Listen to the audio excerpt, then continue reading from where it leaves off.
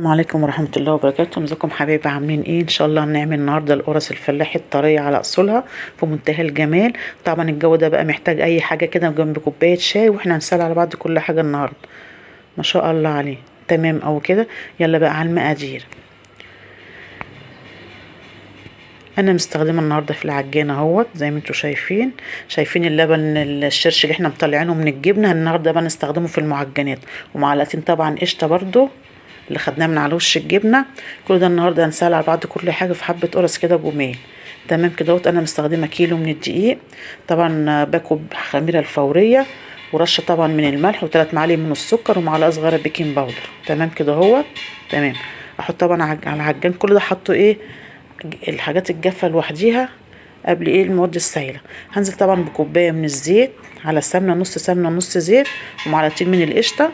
شايفين انا عايزاهم زي حبات الرمليه كده اهوت، كل حاجه اتشربت منها اهيت.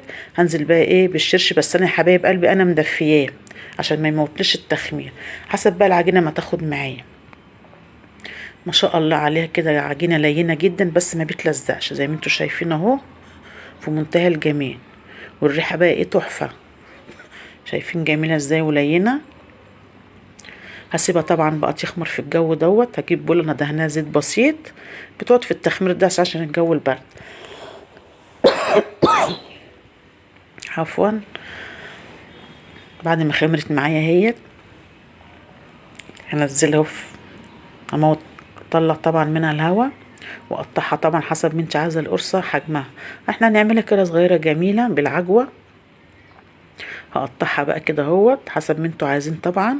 ما شاء الله عليها، العجينه لينه جدا، واخده خمر كفايه ومرتاحه هي، حسب طبعا القرصه اللي انتوا عايزينها. تمام اوي كده. اغطيها بقى عشان الجو برد ما تنشفش معايا. الصينيه هي طبعا دهنها زيت بسيط. شايفين العجوه جميله ازاي؟ انا حاطه عليها حته زبده ولينه جدا. دي اللي هنحشي بقى القرص بتاعتنا الجميله. بسم الله الرحمن الرحيم. اللهم بارك. هفرد كده طبعا على ايدي اهو، هعملها زي بوجه كده. تمام او كده. واحطها في الصينيه الاول، وبعد ما اخلص عشان تكون ارتاحت برضو معايا، تتفرد معايا بسهوله، عشان مش كل ما افردت تكش مني. تمام او كده.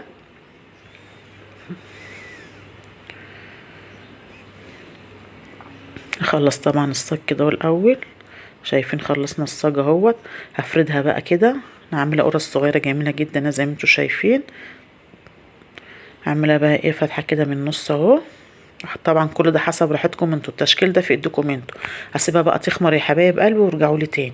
بعد ما خمرت معايا هي، انا طبعا مولعه الفرن 180 على درجه حراره، بتقعد في الفرن بتاع 25 دقيقه. طبعا طلعت من الفرن انا غطيتها. شايفين جميله ازاي؟ طريه جدا ولينه. يلا بقى يا حبايب قلبي جربوا وقولوا لي ايه رايكم. لو عجبكم بقى الفيديو ما تنسوش بقى في الشير واللايك والاشتراك في القناه عشان تنزل كل جديد. واشوفكم ان شاء الله على خير الفيديو الجاي.